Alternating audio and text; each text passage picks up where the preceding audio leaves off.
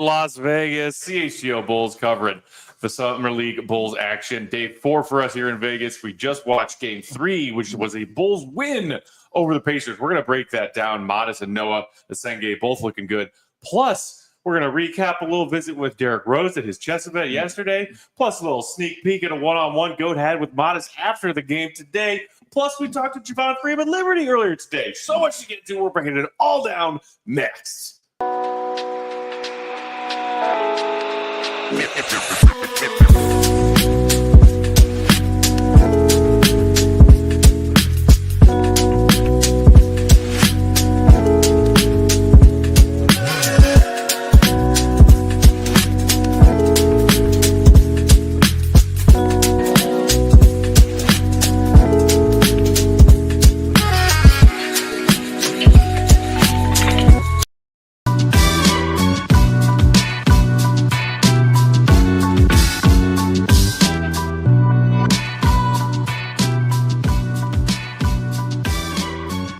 What's going on, Bulls Nation? Welcome into CHGO Bulls Summer League Live, coming to you from Las Vegas. I'm Peck, Bulls _ Peck. That is Big Dave. BAWL Sports, the man on the end, Will the Go Gottlieb, perfectly coiffed as always, despite the Vegas heat. Will _ Gottlieb. We got the queen of the controls, Katie, hanging on the side couch. We got the queen of the social medias, Emma, slaying in the background. Let's go. Hit that thumbs up if you're hanging out with us on YouTube, Bulls Nation. We appreciate you joining us now and always. Make sure you're subscribed to that CHGO Sports YouTube channel. Okay, wow. Game 3 in the books. Bulls get their first W out here in Summer League, a 114-105 win over the Pacers. We're going to break it all down. Noa Essengue looks strong after leaving Game 2 with that minor leg injury. Matas falls out with 28 points. Gentlemen, we feel good? Yeah, I feel great. Go. Feel great. It was a great game. It was nice to see them bounce back. I mean, that first game, they knew it. Like, the players knew it. The coaching staff knew it. The front office talking to them, they were upset with it. To bounce back from that, obviously, they lose that second game, but look better, more like how they want to look, even without Matas. And then today, you got Matas there, who scored 28. You got Noa Essengue scoring 21. Emmanuel Miller comes back, and they just looked a lot better as a team. So I know organizationally, they were a lot more happy with that one. And it was great for all of us, for all the fans who are watching, to see the two young guys that are really core pieces of the team put together some really solid games. So before we dive deep into the game that we all just watched earlier this evening, Goat, you were able to have a little sit-down chat with Matas Buzelis after the game today, after his 28-point performance. The whole chat is going to debut bright and early tomorrow morning on our CHGO Sports YouTube channel, but we figured we'd give y'all just a little taste of it right now. Taste off because we're nice and we love you, Bulls Nation. Katie, play that clip. I just want to impact winning. Chicago deserves more. It's not about just basketball. It is actually all about basketball to me. But the people deserve more. We need a win, and we gotta. This city means a lot to me, Chicago. So we have to win games. We have to get an NBA championship soon. That's my goal.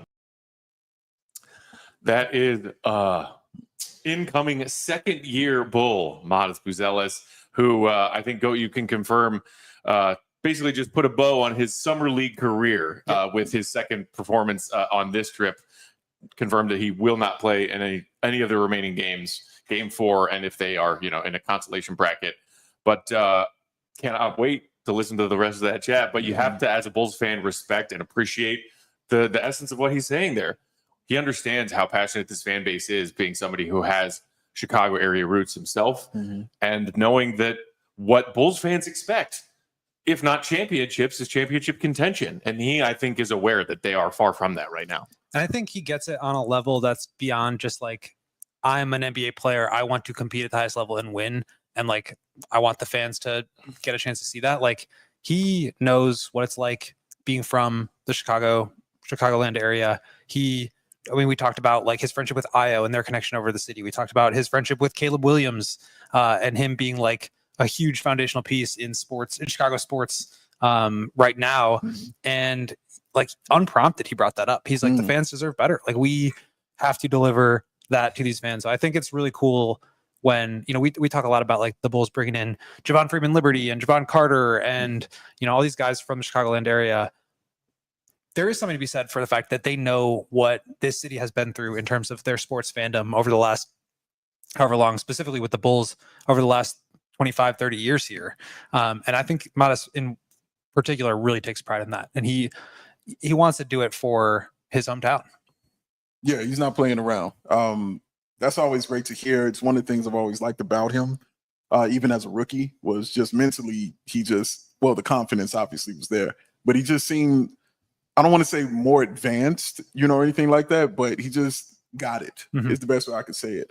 And he understood it, but to actually hear him articulate that when I haven't really heard like any of the Bulls like articulate that, and I'm not talking players, I'm talking about front office and those kind of things, just articulate, the focus, if we got to get this team a championship, and the urgency that he actually spoke with, and just watching him say it, it looked like it pained him a little bit. Like, no, bro, I really want to do this. So like, it's just a great look to see, and just even better to hear. It just makes me excited to hear the rest of this interview. And even just coming from him, like you talked about the confidence that he's had, even dating back to last year. Sure.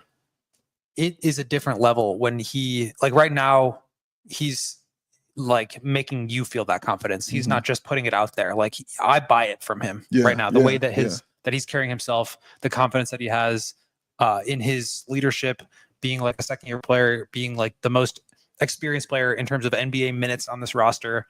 The other players on this team can feel that. I felt that just talking with him, and just his poise and his confidence in like who he is right now. And he knows that there's a lot of work to be done in terms of like, I mean, he said with Casey the other day that he wants to be the best player of all time. Like he knows that there's a long way to go in order to get to that point, but you trust the confidence that he has, the work that he puts in, and how seriously he's taken it. Like I think a lot of guys just like say what they think needs to be said. And I think in some capacity, like everybody is going to say that because that's what they should say.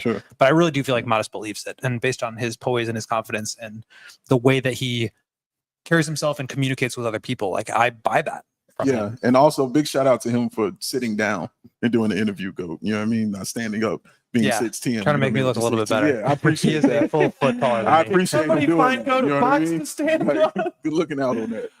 Shout out to Quentin Jackson in the chat who said Matas looked upset like he should have dropped 40. Right. Well, exactly. you know what? He did drop 28 in a pretty efficient night. He was 8 of 14 from the field, knocked down 2 of his 4 from long range. And gentlemen, this, we saw it in his first game on Friday. We saw more of it tonight. Aggressiveness, putting the ball on the floor and attacking that led to 10 of 13 from the free throw line. Dave, you talk all the time about like the true great scorers in the NBA and how they need to be versatile. They need to score in every which way. They need to be able to space the floor. They need to have a mid-range. We talked about that with Matas the other day. And of course, the way to really supplement that is draw fouls with your strength, with your ball handling, with your juke moves to get your defender off kilter, force them to commit those fouls instead of letting you get to the rim. And Matas, 10 of 13 at the free throw line. We're seeing his combination of, I think, gradually increasing strength and his aggressiveness. And as you've been talking about in these summer league games, at least, if not more, if we don't see more of it in the season to come, being a secondary on-ball creator. And all of those things added up today. And he was doing a lot of that. Exactly. I mean, he was scoring out of it. Only 1 assist to 4 turnovers. So you do want to see some more improvement there in terms of the playmaking, but it's a hard thing to do. And he always shrugs it off whenever I ask him about like what he's working on to improve as a ball handler, what he needs to do in order to get to that next level as a playmaker. He always talks about like leaning on his experience playing point guard in high school, and just like not being unfamiliar with that role. There are areas where he needs to improve, and he knows that. And we talked a little bit about it in that interview. But I do think that a big piece of it is his scoring. He's not a guy who's going to be a 10 assist guy, but like you don't necessarily need to be that level of a passer to be a good facilitator. What you need is to be able to be a really good scorer. So that forces help to collapse on you to where you can make the right read. And so I think establishing yourself as a good scorer is the first step towards becoming a great passer, because that's how you're changing how the defense responds to you. And there were times when they sent doubles and he didn't get off of it and he turned it over. Those are the areas with reps, with opportunity, that he's going to get much better at that. And so, it's not great to see 1 assist to 4 turnovers, but I do think that the points there, the free throw drawing there is a really good sign for him to eventually take that next step. That's like the second level of being a good creator. You have the shot creation, and then you have the creation for others. And I think 28 points, 13 free throw attempts. That was an awesome game from him, on top of the fact that he had a couple of highlight dunks. I think that's an excellent point about him becoming a great passer, because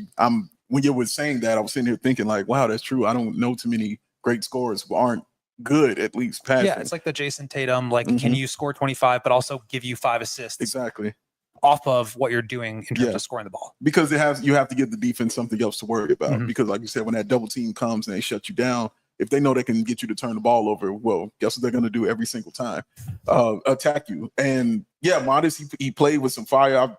I quickly spoke to his strength and conditioning coach. Shout out to Dimitri. He was on the show. And I was like, man, how's Matas doing? He was like, he's good. He's angry. I was like, oh, okay. And that's why you kind of saw it, you know what I mean, while he was playing and warming up. Like, he looked different, you know what I mean? He looked upset. And he played in that kind of way while he was out there on the floor, man, just attacking. You talked about the strength. I think the biggest thing about that is him getting hit, but still staying on his feet, not hitting the floor every single time somebody hits him, and getting to the line and still having the strength to make those free throws.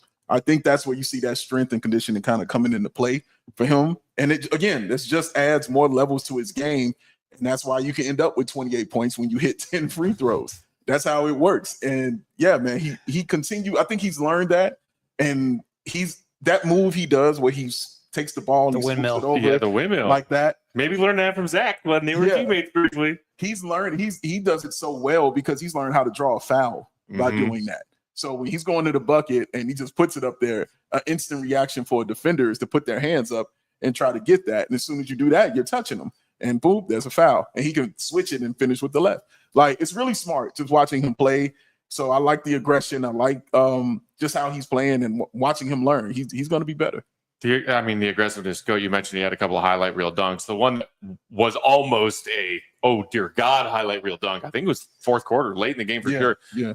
I think it was Yuki Freeman who also almost was the victim in a way that Matas' teammate Noa Essengue was a victim in the day.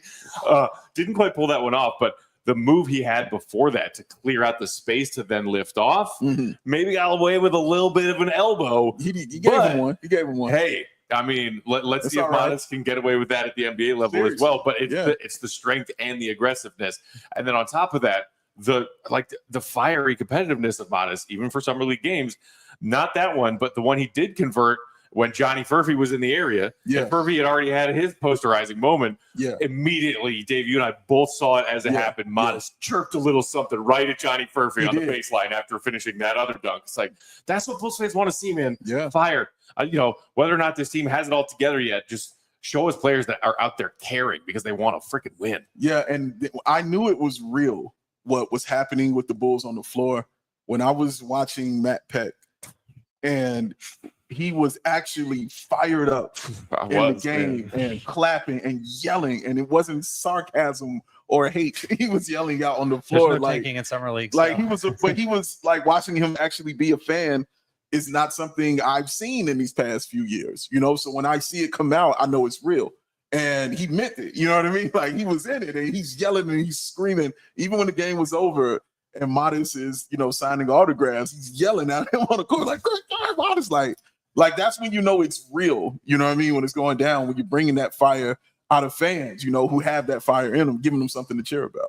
And I was like, oh my God, game 3, day 4 in Vegas. I showed up to Thomas and Mac exhausted and rolling my eyes. But then we heard Matas is going to play. Yeah. Noah's going to play. I'm like, all right, they're 0-2. Let's leave. We know they got another game or two still ahead, but I wanted to see a good effort and a W from this squad, regardless of if nobody else that we've watched for the past 3 games other than Matas and Noah is a part of this team's long-term plans. I didn't care. I just wanted to see a team out there give a good team effort and some entertaining possessions, some entertaining basketball, and a W. Yeah. And they gave us that. That one fast break possession after the steal, Yuki was leading the break. He had that little hezzy step down the lane, over the shoulder pass to JFL, who then just quick drop off to Matas, who cut baseline for a jam. Like that got me up out of my seat. It did. In a summer league game, and I'm tired and exhausted and hot, and my back hurts. But I'm like, yeah, summer league Bulls, let's go. See, this can be all season if you do it right, ladies and gentlemen. And you have to. That has to mean even more to you hearing what Matas said after the game about like delivering that to you guys, man, to the fans. So it means something. I love that Matas is so in tune with what is expected of him. He knows the assignment and he's working on it. That's it. He's working on it. We're going to work on some ads to share with you wonderful people out there in Bulls Nation. Lots more to get to when we come back. We're going to talk about what we saw from the Rook, Noa Essengue on the other side, plus our chat with Javon Freeman-Liberty, plus little D Rose talk. Mm-hmm. All next. Hit the like for all of that, for crying out loud. Furf. Today's show brought to you by Sunnyside Cannabis Dispensary. Man, I need some Sunnyside right now. Sunnyside is your home for judgment-free cannabis shopping, a place where all kinds of visitors are welcome to explore, discover, and purchase a wide array of high-quality products. It's your one-stop shop for all of your cannabis needs, offering an expertly curated menu with over 100 different strains to choose from. That's right, I said 100. Plus, they offer easy online ordering and in-store pickup. Get in, get out, get on with your day. They got locations in the city, Wrigleyville, River North, all throughout the Chicagoland area, the suburbs, even down in Champaign, up in South Beloit. Wherever you are in Illinois, there's a Sunnyside near you. Visit Sunnyside.shop for price buys every single day, including getting 50% off your first 3 online purchases if you are a new customer. Just use promo code HICHGO at checkout to qualify. And for you returning and existing customers, don't you worry, they got something for you too. Just use promo code CHGO50, CHGO50, to get 50% off one Cresco Labs brand item. Exclusions apply. Sunnyside Cannabis Dispensary. Bright buys every day, only for 21 and older, and Illinois Med card holders. You know, this guy just hit me up actually a few days ago. What's Main baby man Ray. You've been ram. No, I said man. Come on, baby. You don't Joey, think Baby Joey's a man? A baby man? Baby man. And yes, they do, Matthew Peck. They do. New vehicles are in store at Ray Chrysler Dodge Jeep and Ram, and this is your chance to score a great deal at the Employee Pricing Plus sales event. Right now, you can lease a 2025 Ram 1500 Bighorn Crew Cab for only $399 a month for 27 months. Plus, shop over 125 vehicles priced under $20,000. The expert team at Ray CDJR is here to help you during each step of your car shopping journey. They prioritize affordability. You know you won't overpay for a vehicle that you need. And with Ray's Price Promise, you can shop confidently with no add-ons and no hidden fees. The price you see is the price you're going to pay. It's just that simple. Go ahead and check out our partner today and shop one of Chicagoland's largest Chevy inventories, Chrysler, Dodge, Jeeps, and Rams as well. Don't miss out on the employee pricing sales event for huge savings on the Ram 1500. For more information, visit Ray CDJR today on Route 12 in Fox Lake or online at RayCDJR. Rolling along, CHGO Bulls Summer League live here in Las Vegas, breaking down the Bulls win over the Pacers, their first win of this stretch of Summer League games. Shout out to Malachi hanging out in the chat who said Noah got yammed on, but once his game is refined and that shooting touch stays, he will be very dangerous. Thanks for hanging out with us, Malachi. I put the photo of his meme. Do you want to look at it? Let's look at it. I'm sorry, Noah. I'm poor sorry, Noah. It's going to be tonight, and then we're done. Take Noah's phone. Then we're done. Yeah. We're not going to look at it again, but I couldn't not put it in the show. There's did it have to be that close? It's the combination of facial expressions. Yeah. But okay, real quick though, look at the furfinator though on the rim. I was just about to ask you, Look at the furfinator. Were you more hyped about that dunk or any of Matas's? Oh, you want to be honest? Oh, definitely that one. I mean, that was that's dunk of the crazy. That's dunk of the summer league right now. ESPN app sent a push notification that said "dunk of the summer?" question mark. They already have 8 different angles of this dunk right now on ESPN, man. No, it was filthy, and we had the best view of it to watch it. And I was out of my seat immediately, shouting the gospel of young Johnny Furphy. I was telling Matt, Matt, you can tell he's been working out because he's trying to get Kelly away from Zach. And AC Slater know he be working out at Bayside and everything. He got to be right. Johnny Furphy, bro, he played well. Go ahead. I'm sorry. No, it's okay. Sometimes you're watching Summer League fan show, but sometimes you watch Summer League and it's like everything is in shambles. They're turning the ball over every single time down. It doesn't look like NBA basketball. It looks like high school basketball. And then you see a play like that. It's like, oh yeah, these guys are still NBA athletes, still NBA players.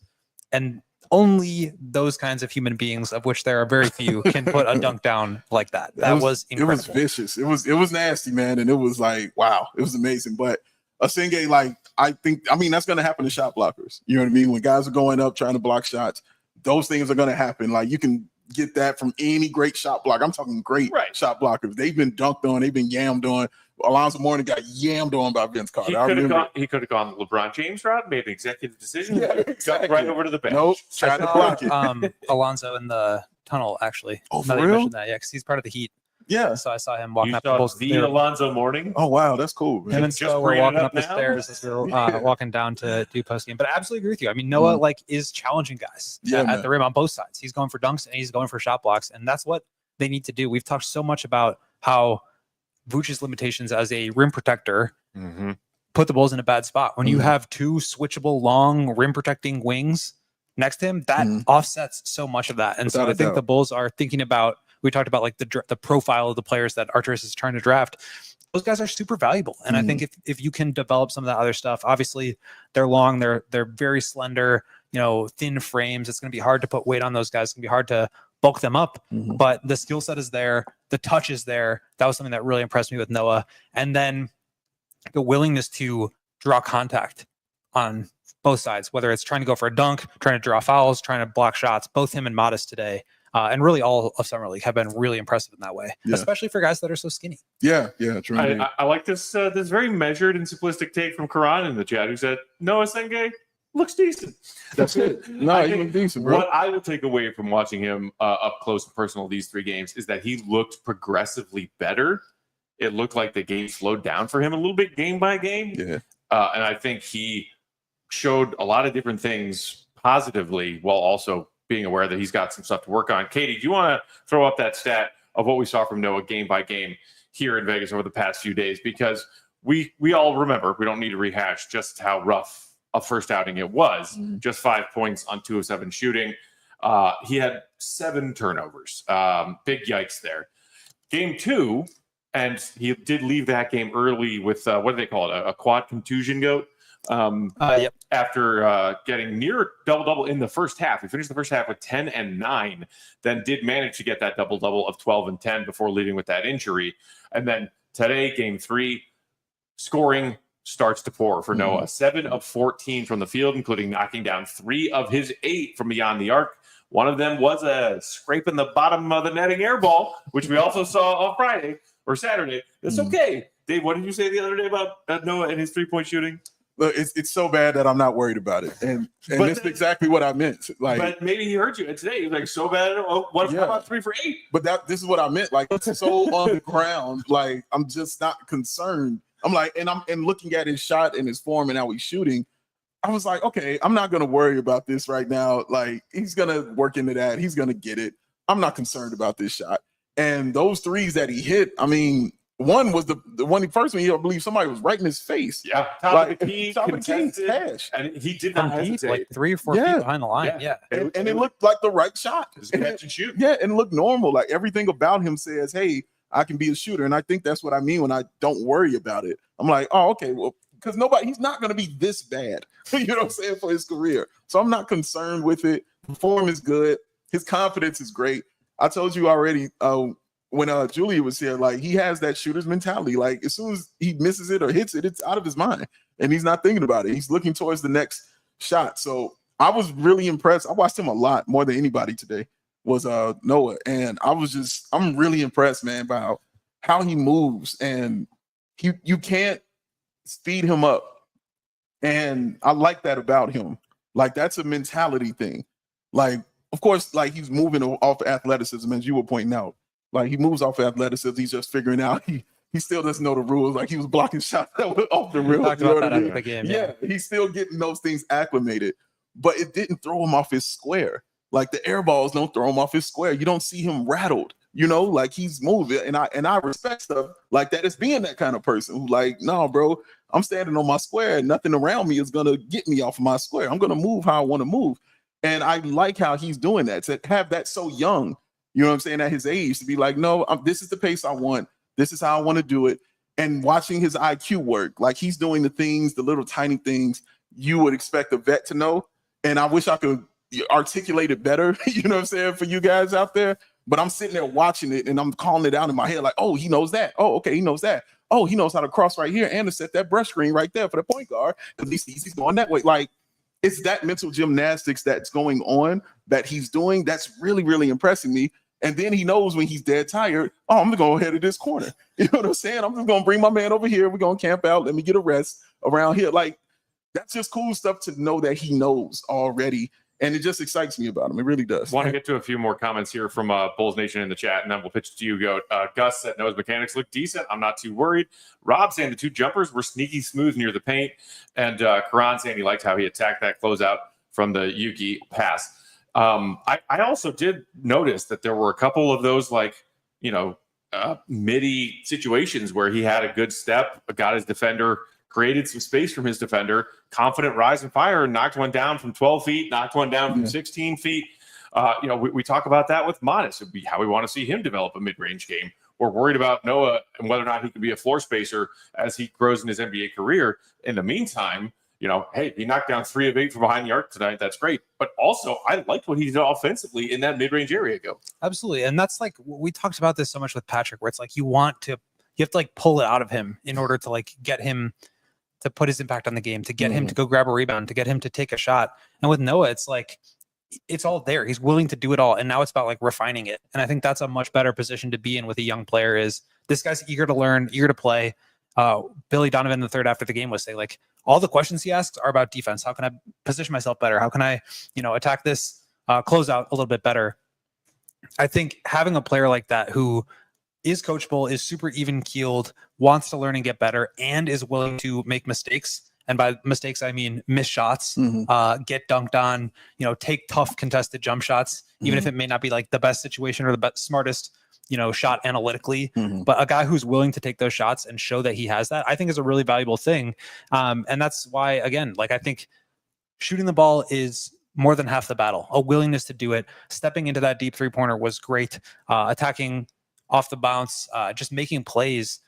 They'll be able to like say, okay, in this situation, this is what you're going to do instead. Let's not catch the ball, freeze, not be sure what to do, let the defense recover, and now you're playing against a set defense again. He's willing to like take risks. Yes. And I think for an 18-year-old who has some professional experience, that is how, especially with the kind of tools that he has. Like, to me, the last couple of weeks, I've been thinking like, okay, he's a raw project. He's got upside. Like, what does that upside look like? If it does get fully realized, what kind of a player does he look like? And some of the things that he was doing today were like, I did not think that was there. I did not think he was going to be attacking, taking a bump off of somebody and like sidestepping into an elbow jumper. Like, that's super interesting. Right. Like his first that point. He's willing to do that. No, it was so impressive. Like, even at the end of the quarter, with 3 seconds left, he knew, give me the ball. I'm taking this joint up court and I'm gonna take this shot. Like, nobody told him. He just knew to do this.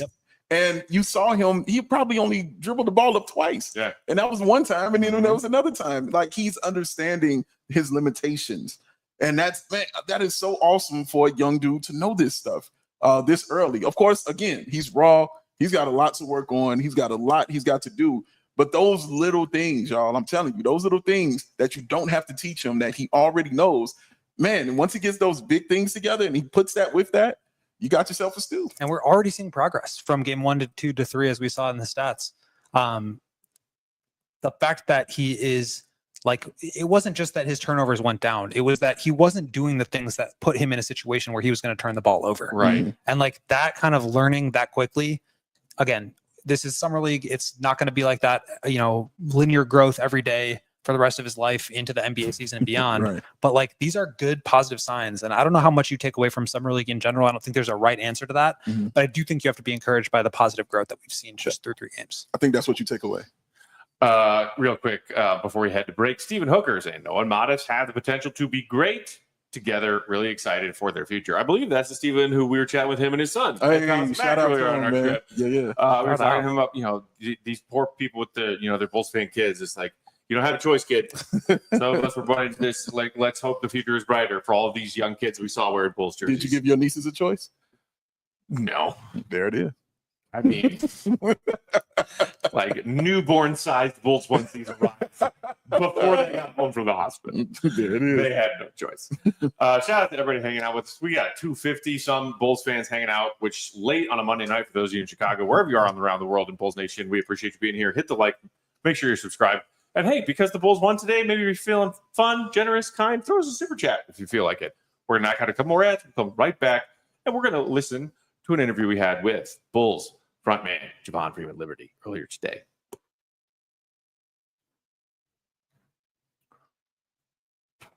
You know what? I like Chicago because of the seasons. Mm-hmm. Summer, fall, winter, spring. I thought there were two. Well, it's winter and construction / summer in Chicago. Mm-hmm. Whatever season this is in Vegas can get bent.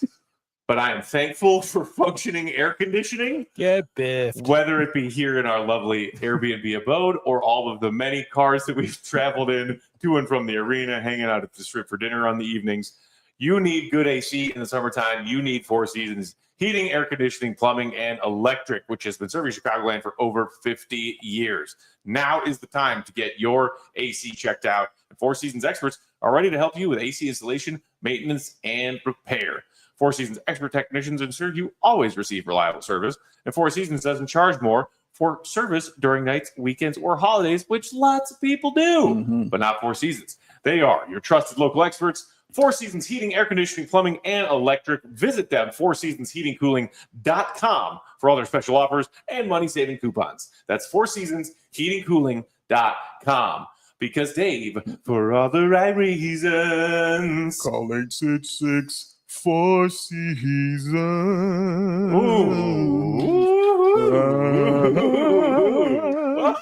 It kept going. Oh, yeah. It don't end. It didn't end, man. Making money moves should be just like Johnny Furphy. Should be solid and should be very, very smooth. What'd I do? Am I lying? No, I've told no lie. The dunks are vicious, I'm saying. The what? His dunks are vicious. The dunks are vicious. This is true. But he is solid and very, very smooth. Yeah. He is. And just like Cash App. And that's why it exists, ladies and gentlemen. No extra hoops to jump through, unless you're getting dunked on by Johnny Furphy. No extra stress, no woozies, and for the love of the quaff, no wazzies at all. And for a limited time only, new Cash App users can use our exclusive code to earn some additional cash. For real, no catch. Just download Cash App and sign up. Use that exclusive code CHGO Bulls in your profiles. Send $5 to a friend, and within 14 days, you'll get $10 dropped right into your account like Kirk Plunk. Terms apply. That's money. That's Cash App. Rolling along, CHGO Bulls Summer League live out here in Vegas. Bulls winners over the Pacers earlier tonight. Well-earned victory. Matas and Noa playing well. But you know who has been out there in all three of these games? The first two L's and the win tonight. Floor general, veteran, leader of this team, and has been both with the Windy City Bulls and the Summer League Bulls for the past few years. Javon Freeman-Liberty. Yeah. Another Chicago guy. Whitney Young. One of the people I've been rooting for the hardest in the last few years. Once we got my first chance to chat with him at Summer League a few years back. Had a quick stint with the Raptors in 23-24, and back with Windy City this past season, back with Summer League. A great floor general, a great veteran leader, and the dude can ball. He gets buckets. He's been getting buckets in all three of their first games. He had 18, 8, 5, and 2 steals today. Just getting it done all kinds of ways all over the floor. Vicious dunk as well. I mean, my goodness. Yeah, that was the exclamation point. Yeah. And earlier today, JFL was kind enough to give us some of his time after their morning walkthrough. And we chatted to him about a lot of different stuff. This year's Summer League, what he's been going through, what's next for him in his NBA journey. So we're going to give you that interview right now, Katie, if you will. Right now at CHGO Bulls, we are pleased to be joined by Chicago native, Windy City Bulls veteran, Summer League Bulls veteran, also spent some time with the Toronto Raptors in the 23-24 NBA season.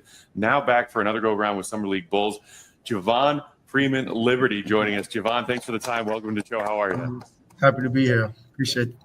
Appreciate the time. So, Javon, I'm curious, as somebody who has become a veteran and a leader for not only the Windy City Bulls, but the Summer League Bulls, any new challenges that you faced this time around, whether it be adjusting to some new younger faces on the team compared to previous years, or your style of play, the competition you're facing? What's been new and different for you this year?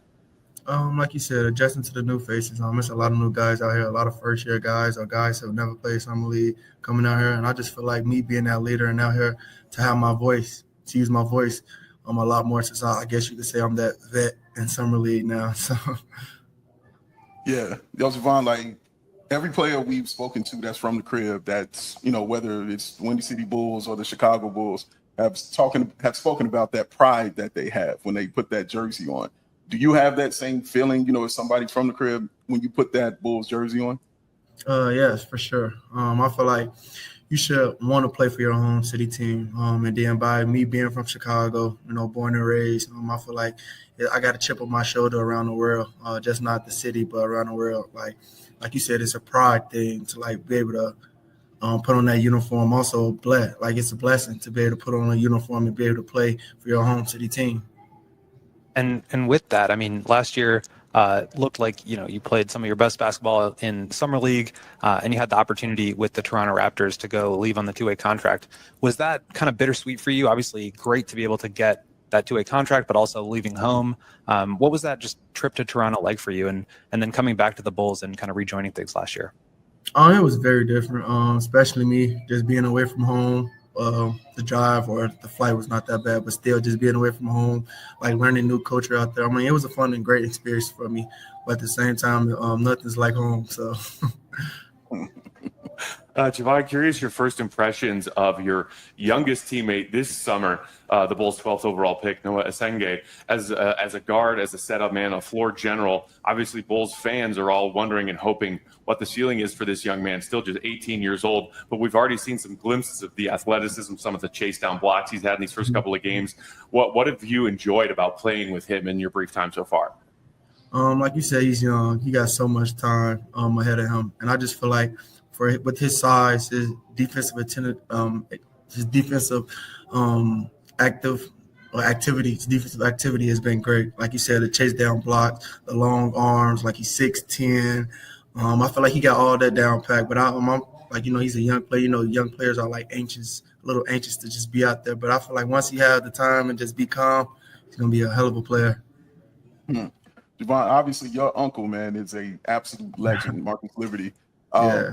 One of my top 3 favorite high school players ever. I almost went to King, honestly. Yeah.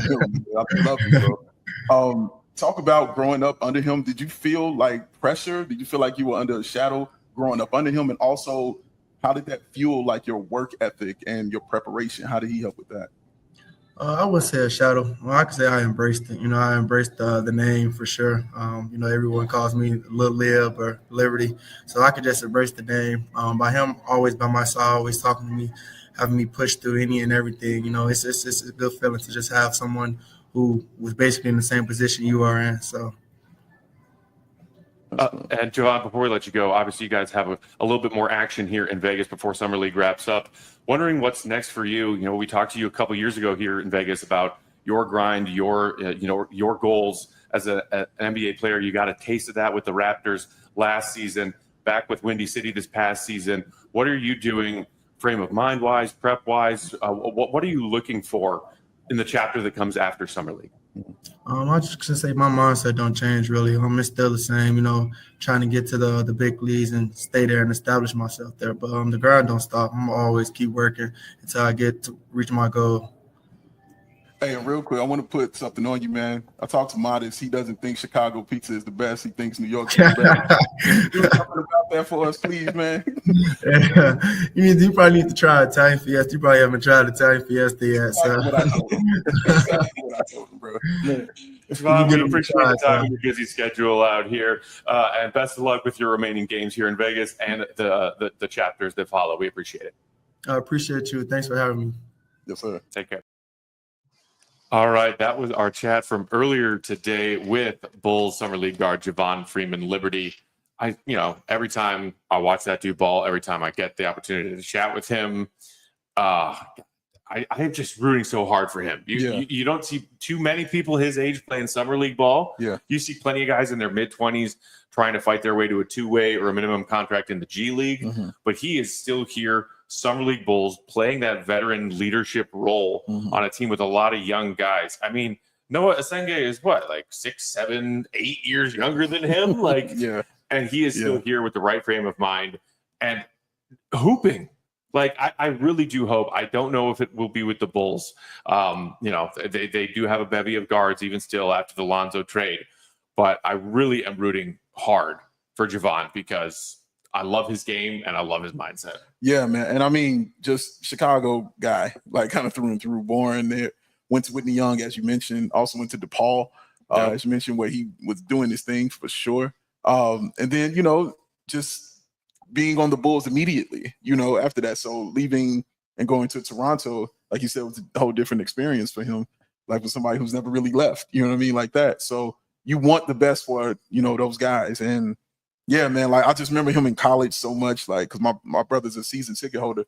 So I would watch him, a lot. Like the dude could ball, like he would score buckets in bunches, man. And that really hasn't changed. That style of game that he hasn't really changed. But you just want the best for him. Like I still remember before he went to Toronto, we were debating, Matt, like should the Bulls even let him go? Like, because he was playing so well. They had a two-way spot open. Yeah. It was Adama Sanogo and maybe somebody else I can't remember at the moment. But yeah, they let him go. Yeah. And I was kind of curious to hear whether that was a hard thing for him or, if he was excited about leaving or right. Just happy to get the opportunity to have a contract. For whatever reason, obviously came back and played, I believe it was 11 games with the Windy City Bulls towards the end of last season. I saw him around the United Center from time to time. But yeah, just such a nice guy, like such a honest, like genuine dude who really can play basketball. And yeah, I don't know if it'll work out for him in terms of getting that NBA contract with the Bulls. Obviously their roster, not to say he can't make it, just the roster is already full, assuming they bring back Giddey. And so that will be tough, but whether it's a two-way, it's just like his impact is really felt in these games in Summer League. And I do think, as we said with Matas, like there's value in having these guys around who really represent the city that they play for and who want to do that, who want to step into that role, as he said. So I really enjoy watching him, and he's just a bucket. Like he can really score. He can really score the ball. And I thought at times, like, he was a little trigger happy, for lack of a better term. Like he's willing, he's just trying to get shots up. But he had some really nice playmaking, good passes. Had that one to Matas that you mentioned for the dunk in fast break. Like he's really impressing me, the way that he is stepping into a leadership role with this team and just rounding out his game. Shout out to DJ Screwbox in the chat who said, Freedom's a beast. Raptors fan here. Wish he had made the squad. He's very talented. Yeah. So there you go. I mean, somebody who saw JFL playing at the NBA level for the 20-some games that he was a Raptor down the stretch of that 23-24 season, including, I think he had like 8 or 9 starts. Yeah, he did. You're right. He's shown that he could play at the NBA level. But, as we've discussed ad nauseum, the Bulls rotation, Kobe, very much here. Josh Giddey, very much here. Io, here. Even with the Lonzo trade, where are the minutes? Javon Carter's still on this roster. But speaking of that carousel in the backcourt, I think our viewers would be apoplectic if we did not address the Yuki in the building. The Yuki elephant in the room. Their Bull fans are talking themselves into Bulls backup point guard for realsies. Oh no, they're Kawamura. in. They're in. And look, he had highlight reel dimes in their games on Friday and Saturday. Some turnover issues, but then more highlight reel dimes today. Yeah. He also not afraid to rise and fire. He didn't shoot well in their first game, but today 1 of 3 behind the arc. The 1-3 he hit was a big moment. I think it's Summer League, but whatever. There's stakes. Bulls trying to get their first win. The Pacers kept kind of cutting into that lead in the fourth quarter. It got it down to 4, got it down to 5. He hit a big 3 late in the shot clock to push the Bulls lead back up to 8 late in that game. And of course, the crowd goes nuts at Cox Pavilion because everybody loves Yuki. But also, like, he may be small, but he's mighty. He draws fouls. He went 6 of 7 at the free throw line. Yeah. And he had a double-double with 15 and 10 dimes. He did. And the dimes are so beautiful. Yeah. He didn't run through a tall person's legs today, which that was the one thing I was crossing my fingers that we'd see after some of those insane passes he had on Saturday. But I mean, I saw somebody else in the chat say like rooting for Yuki. He's really fun. He's really awesome. But like, you know, he would get crushed in the NBA. I don't know if you could say he would get crushed. Yeah. But you know where he can ball out and look like one of the more impactful players positively on the floor? Because it's for sure as hell summer league basketball. Without a doubt. Like everything got smoother, you know, when he came in. It's why he finished the game. You know what I mean? Like it's why he was out there. Everything got smoother. Great point guards remove thinking, man. And I was screaming at you for one pass that he did. Because, you know, I love point guards, man. And he threw one pass, and I can't remember who it was, who he threw it to, but he threw him a pass to where literally your only reaction is to shoot the ball. Like, that's where he placed it. He was like, no, dude, no dribbling. Right. No dribbling, no thinking, no swing pass. Shoot. You know what I mean? And the ball went in. And I was screaming like, dude, did y'all see that pass? Like where he placed it, like that is not an easy thing to do. And he did it several times, you know what I'm saying, for guys out there. You saw him thinking ahead on a ton of plays. And some of those players, you know, because their G League weren't ready for that, you know what I mean? So it would lead to a turnover. But he was just truly impressive. I think, you know, when you're putting together the all grit team, like he might be on that for the Bulls, because the Bulls definitely have that. But yeah, man, you can't deny how well he played. And I think his point guardsmanship was really, truly on full display out there on the floor. Not just the scoring, because he's a crafty scorer, and that's great, because he definitely crossed someone over and hit that three, which was nasty. But, yeah, just him as a point guard out there, you know, being a general on the floor. And even, Matt, when he was on the other side, playing defense, you were up screaming and yelling, like how he was bodying up on guys, and how he's getting through those screens, and he wasn't letting that stop him, and he wasn't letting the other guard think. Right. You know, he was just in your jersey. He also had that one. He sprang a trap on a guy at the corner, and then forced the over and back violation, diving on the floor. Sure did, man. Bulls fans like these things. They love these things. They love them a lot.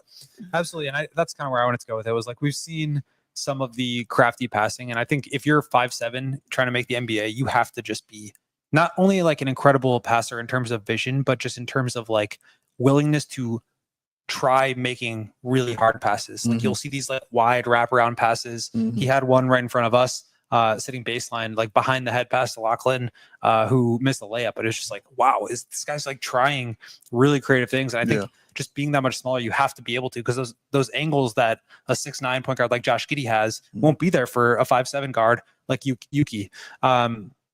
But his presence out there is just so impressive. I thought it was probably, you know, I felt him second on this team behind Matas today. And really these last couple of games where it's just like he has been coming in off the bench. He's calming the team. He's getting them into their sets and just organized, which is a really valuable thing in Summer League when you don't really have a lot of high level table setter type point guards who can like help guys like Matas and Noa who are raw and need help creating shots to get them those shots. But the defense and just like the willingness to mix it up on that other end is so cool to me, because he is fighting against 6'9" Johnny Furphy in the post, trying to get position. He is like, you know, sliding in late to help in the lane on drives and just ripping the ball away from guys, diving on the floor, the over and back. It's cool to see him not be afraid of any of that. And I think it's really tough for smaller guards to make it in this league. Yeah. Sure. And when I say smaller guards, I'm talking about like 6'3", 6'2", 6'1". He's 5'7". Right. And so it's going to be an uphill battle for him, but like you cannot deny his presence on the floor is like worthy of a two-way contract. You know, like he made an impact on both ends. He was probably targeted at times, but like he makes plays on both sides. Yeah, he did. And Matt, you hit it on the head, like G League King. You know what I'm saying? That's what I see for him. But honestly, I don't want to remove the idea of him putting on a Bulls jersey and playing in the NBA. Because if you can play, you can play. Like, that's all I've learned all my life. I don't care your size. Muggsy Bogues already took that away from anybody. Speedy Claxton is another one. Like, Speedy. I mean, Avery Johnson, like, if you're small, as long as you're good, like, it's whatever. You know what I mean? Shout out. As long as you're good, it's whatever. But, yeah, man, I'm rooting for him now. Like, I'm with it now. Like, before, I was just like, oh, man, Bulls just want to see another grit guy getting out there. But, no, he has skill with that, man, and you can't deny that. And it kind of reminds me of like Caruso in a certain sense. Not obviously he's not like that caliber of player, but like when the Bulls first signed Caruso, I think there was a lot of the fan base was just like, wow, they signed this like white dude who was bald and like was nicknamed the Bald Mamba and was like on the Lakers team and was famous. And then he like got there and it was like, oh my God, this guy's like a generational defensive player and like savant and genius. And with Yuki, it's like he has this incredible fan base. Every single time he touches the ball, the entire stadium is like losing their minds for him. They had signs. They're just like getting ready to cheer anytime he's near the play. I mean, and the crossover step back he had behind the 3-point line, top of the key, and he didn't knock the three down, but he dropped somebody, and there was a that just waved through the arena. Yeah. But that's what I'm saying. Like, he's not just like short guy who's like trying to make it in the NBA. Right. It's like he actually is good. He's a really good player. He makes an impact. And so I would love to see him on a two-way spot and maybe getting some minutes with the Bulls this year. Guys in the chat saying he's an unbelievable passer, such a joy to watch. Shame the NBA can't find a spot for players like that. He's not like I'm seeing comments about DJ Augustine and Nate Robinson and Jeremy Lin. Like, he's not explosive like that as a scorer, but like the willingness to mix it up and the passing and like the calming nature that he has. Yes, I do think those are really valuable. Quentin Jackson saying, didn't he lead the G League in assists? This past season, he was 6th in the G League in assists per game at 7.8 for the Memphis Hustle. And I think somebody else mentioned that, like, he did get a little taste of the actual, big boy NBA. And so, 22 games, I believe. Yeah, just like Javon Freeman-Liberty. Some of these guys you see in summer league, it's their second, third go around, trying to get that first real contract to stick with the team. Yeah. And I mean, again, kind of the same way that we were just talking about what Matas said after the game. Bulls fans love hustle. They love guys who care. They love guys who are out there putting their bodies on the line because they want to win. And whether it was Yuki down on the floor for that loose ball or getting hyped up, hyping up the crowd, like, is he going to be on the Bulls 15-man squad? Probably not. Is he going to maybe be somebody who sticks around if the Bulls, keep him with Windy City? Perhaps. It's the way that he plays, much like the way that Matas is out there talking trash, and obviously that draws people in. Yeah, that's all. Like, it is effort and not relying on physical gifted ability. Yeah, and Bulls fans love that stuff. Eat it up, eat it up, eat it up. Side Couch Katie says, Kirk Heinrich, how do you do? Not the most physically gifted person in Bulls, but a legend. Because, in Kansas, yes. Because he tackled Rajon Rondo. And he tackled LeBron James. Yeah, and LeBron James. That's right. Flip side in the chat saying, heart over height. Famous words by Nate Robinson. I mean, Bulls legend. Nate Robinson played one season with the Bulls and looked upon by most of the fan base as like, you take a straw poll, like fan favorites who weren't like star players. Yeah. Nate Robinson's one of the first names out of everybody's mouth. Yeah, it comes out of yours when we talk about it. All the time. When you talk about Nate. That game 4 against Brooklyn, man. Are you kidding me?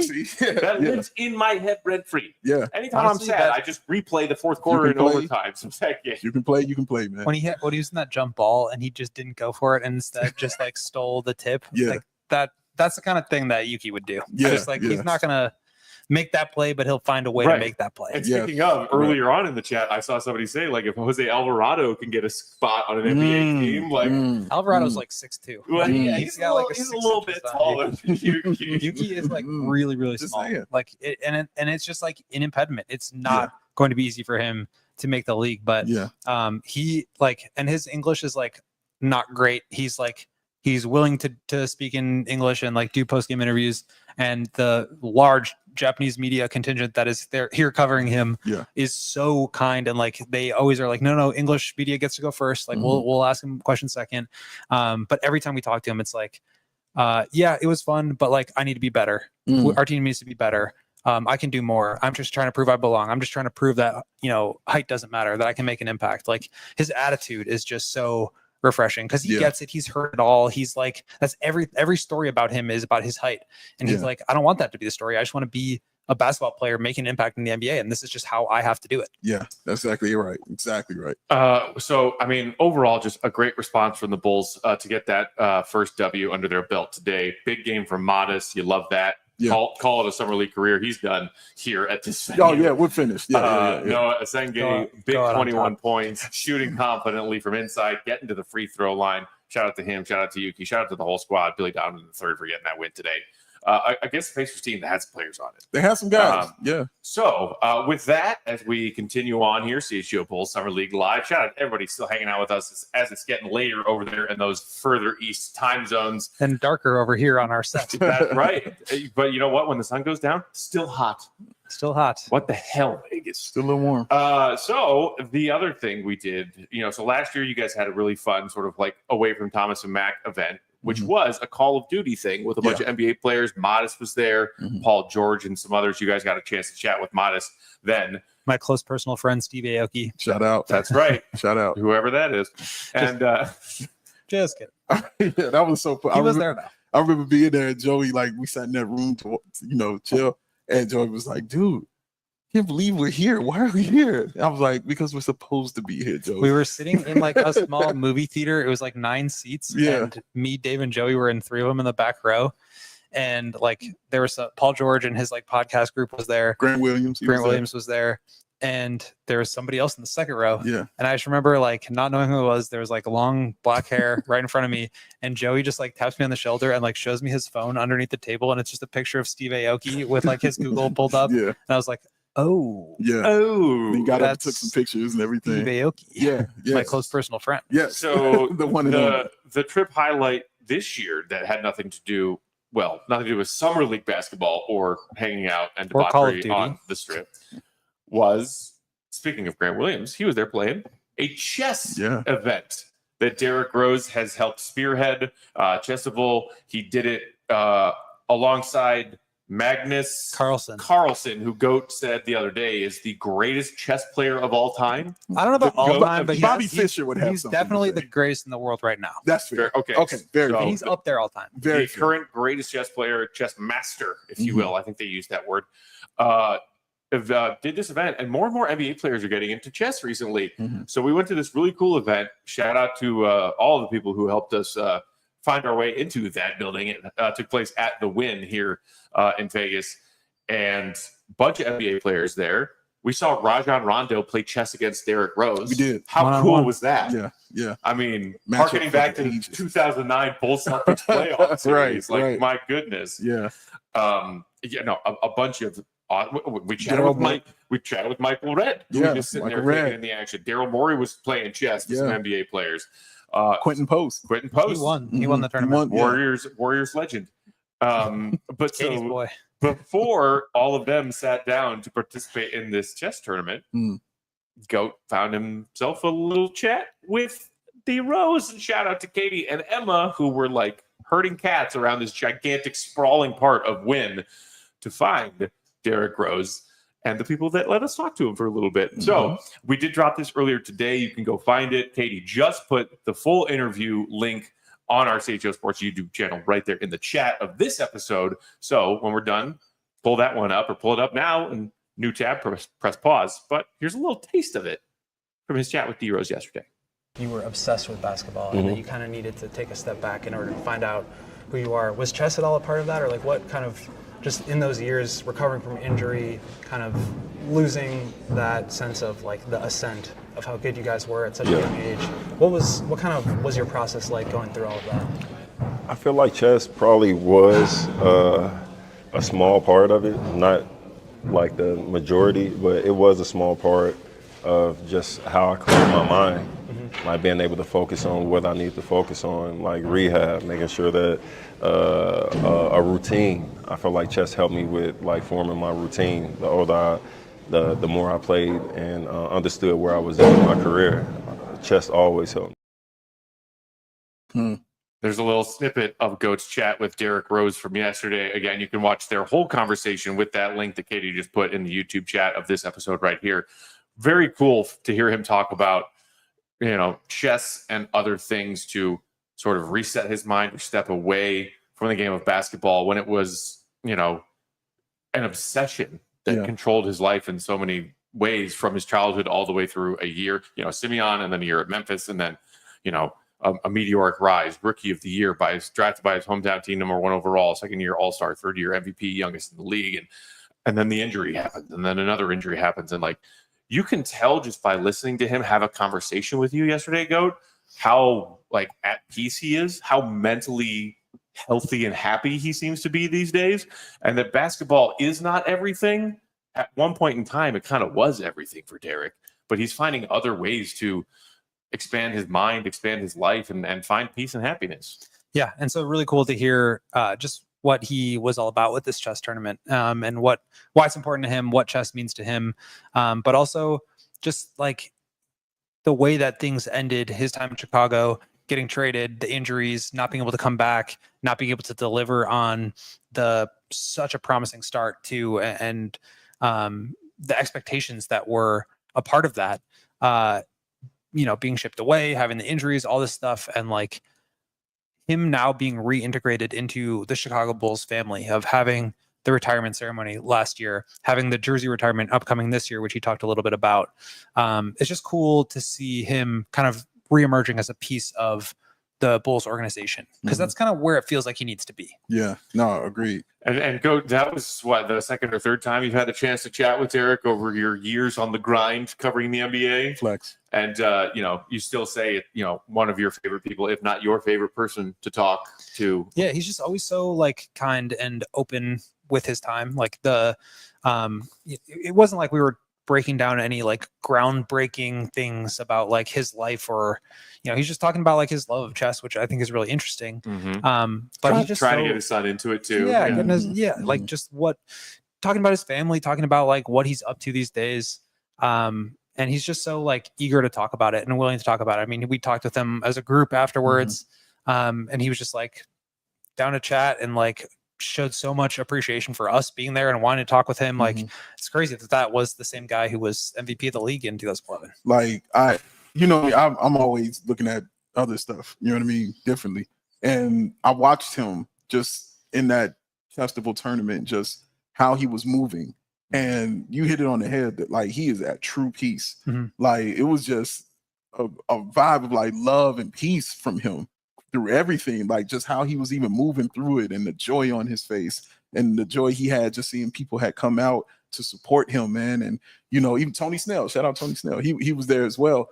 CJ Watson was in the building. So but just seeing that, and him just like kind of, for lack of a better term, in his happy place, you know what I'm saying, with this tournament, it was just really cool to see somebody like that, bro. Like when you see somebody who is at peace and just absolutely calm and everything, it's just really great to watch and witness as that person is navigating. Especially when you've seen them not be at peace. Exactly. Go through some of those things. Yeah. And all of us, we watched Derrick's career from, beginning, and to now see him, retired for many years, and finding other ways to spend his time and work on his business, spend time with his family, do what brings him joy. Like the way you were talking, Dave, just now about the way that he moved through that space in this chess event. Like I thought back to young Derrick, rookie year, second year, as his star ascended, hometown kid drafted to a major market team that hadn't been really like good in a while. And because of how great he was individually and the pieces around him, that team started to be good. And the city of Chicago and Bulls Nation, which is global, just like some maybe were kind of paying half attention, and like, oh, baby Bulls, that's kind of fun. Like, oh boy, those like Tim Floyd years, woof, Bill Cartwright, Scott, like wherever you were as a Bulls fan in those years, there is no question that Derrick and his teammates on that team, wherever you were far away removed from being a diehard every minute, every day Bulls fan, he and they brought everyone back. Yeah. Every single Bulls fan on the planet became again an insatiable Bulls fan. Yeah. Myself included. Yeah. That is why I'm sitting here doing this podcast with y'all, because right around the time Derrick was in his early 20s, becoming the most, incredibly talented and best player in the NBA, I was a young 20-something living in Chicago who became obsessed with the Bulls again because of him. Yeah. And I got to say that to him yesterday. Oh, which is freaking crazy. He held it together. Freaking crazy. I mean, like, this dude means so much to the city of Chicago and Bulls fans everywhere. And I think when he was younger and a player, he didn't want any of the noise. He didn't want any of the attention. And he deflected a lot of it. And in some cases, he got flack for that. Yeah. But, like, his BFF, his ride or die brother, Joakim, has said, like, none of that was fake. Yeah. It wasn't like, oh, yeah, I just want to win. I don't want the attention. Like, no, Derrick truly meant that. Yeah. But the way that he wasn't controlling the space yesterday. Yeah. He was just floating through it. Exactly. Comfortably and confidently. Yeah. And as somebody who watched Derrick from young to now, I really appreciated and loved seeing that version of him. No, you hit that on the head perfectly. Like, and even like, just to let y'all behind the curtain, like a Chicagoan, but especially a black Chicagoan, is very guarded. You know what I mean? Like, we're always guarded. We're always a fist up. You know what I mean? Just, you know what I'm saying? Protective. And Derrick Rose was no different from that when his first onset. That's why his interviews, when he would get on the mic, were very short. You know what I'm saying? And just wouldn't say a lot, or he didn't speak to a lot of people. You know what I mean? Like, because it's just how we kind of brought up and what we've been through. Trust is not a thing. It's something that has to be earned, which is why Joakim Noa and him are so tight. But to see him at this level, that's growth. You know what I mean? That means he's growth, and things have happened that have changed him in a positive light, in a positive way. And now he's more embracing and more, you know what I'm saying, showing that love, man, and much more, you know what I'm saying, talkative. You know what I mean? It's great to sit and listen to him speak and talk and tell these stories about his feelings and how it felt and how it went. It's just really great to see, you know, the growth of this young man from where he was to where he is, bro. Like, I'm really proud of him. So again, go check out the whole conversation that Goat had with Derrick Rose yesterday. That's a cool sentence. It's something you can find on the CHGO Sports YouTube channel under that CHGO Bulls playlist. Wow, what an incredible cherry on top of what was already, even without that, an incredible trip out here in Vegas. Year 4 CHGO Bulls just about in the books here. It has been an incredibly fun time as always. We appreciate everybody tuning in. There's still more to come. Again, we're going to drop the whole conversation that Matas and Goat had after today's game bright and early tomorrow morning on the YouTube channel.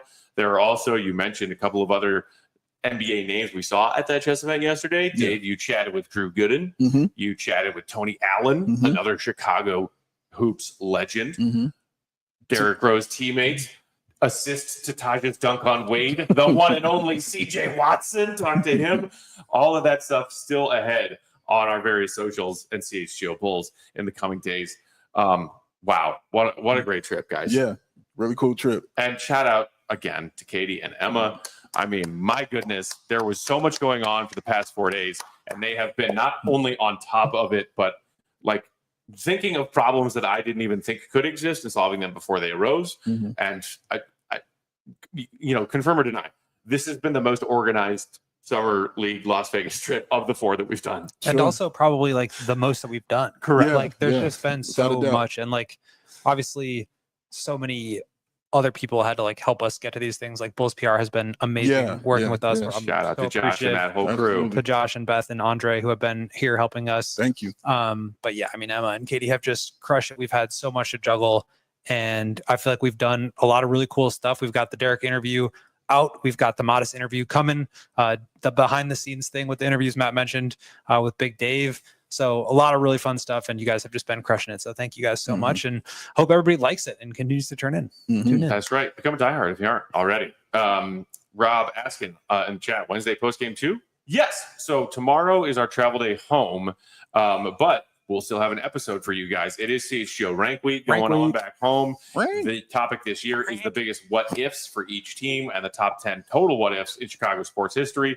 We did our own Chicago Bulls specific what if top 10, and it will drop for y'all at 7 p.m. Central Time tomorrow, Tuesday. And there's an article with that about Derrick Rose and about what would have happened if he never got hurt. So that's boom. So there it is. We will have a fresh episode for y'all tomorrow night while we are 35,000 feet up flying home. And then Wednesday, when we're back home in Chicago and the Bulls play that 4th Summer League game, we will push back our usual 4 p.m. live Central Time and do a delayed show probably around, Katie, 7 p.m.? 7:30? I think we said 7. 7? Okay. Yeah. Which should be right on the heels of that 4th Bulls Summer League game. So still plenty more ahead as we survive Vegas and head home. Follow Will Gottlieb. Read his stuff, allchgo.com. Become a diehard so you can read that great stuff, including that Derrick Rose What If column that's about to drop. Follow Big Dave back. BAWL Sports. Bow. Oh, the longest pause. I'm Bulls_Peck. We are CHGO_Bulls. Queen of the controls, Katie Duffy. Queen of the socials, Emma. Queen of the snort. Hey, I am ready for a quick cool, one last Vegas dinner, and then some sleep. Maybe some gambling before sleep. I was ready to gamble. Hey, Julia. We love you, Bulls Nation, so much. We appreciate you every single time you tune in. Hit the like on your way out if you haven't done it yet, and we will show y'all some more content tomorrow. See you, Red. Be good. Love y'all, man. Peace. We all silly like the mayor.